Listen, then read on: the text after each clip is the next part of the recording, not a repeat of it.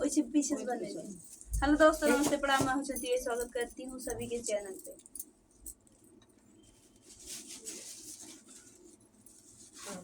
Friend, एक बहुत ही प्यारा छठ माता का गीत लेकर के हम लोग आपके बीच में आए हैं। कैसा लगेगा कमेंट बॉक्स में बताइएगा और सबके चैनल को सपोर्ट करिएगा, अपना ढेर सारा प्यारा आशीर्वाद दीजिएगा। आइले बाड़ी छठी के बरतिया, बरत करबै जरूर, बरत करबै जरूर, बरत करबै जरूर। आइले बाड़ी छठी के बरतिया, बरत करबै जरूर, बरत करबै जरूर।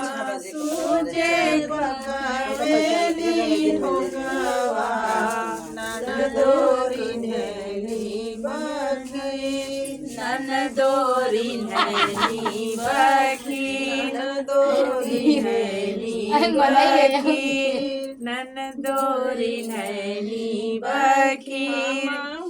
जेठानी चौकटिया, सासू से मंगली बखीर, सासू से मंगली बखीर, सासू मंगली बखीर, सासू से मंगली बखीर। सासू जे बोलही के रहली, ननदोरी दिहली जवाब, सासू जे बोलही के रहली, ननदो दिहली जवाब।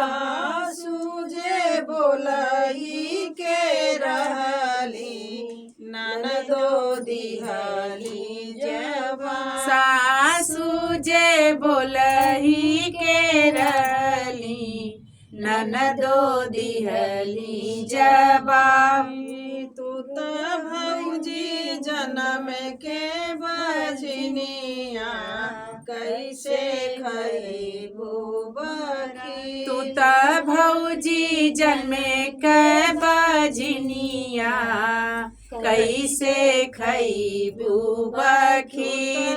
भौजी जन्म के बजनिया, कैसे खइबू बखीर। तू तो भौजी जन्म के बजनिया, कैसे खइबू बखीर। मास बीतले दूसरे मास, गोदी भैला नंदलाल, गोदी भैला नंदलाल, गोदी भैला नंदलाल, गोदी भैला नंदलाल। बाड़ी छठी के बरतिया, बरत करब जरूर। आइल बाटे छठी के बरबिया, बरत करबै जरूर। सूजे पकवेली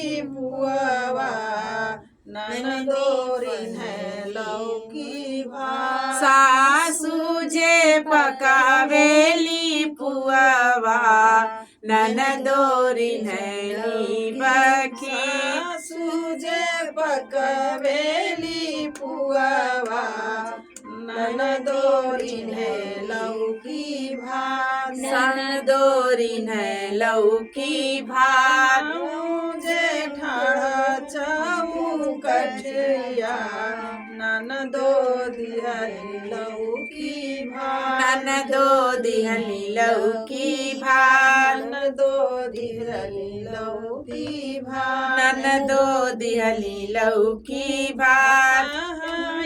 जन्म के बजनिया, कैसे खइबू लौकी भात। हम बाटी जन्म के बजनिया, कैसे खइबै लौकी भात।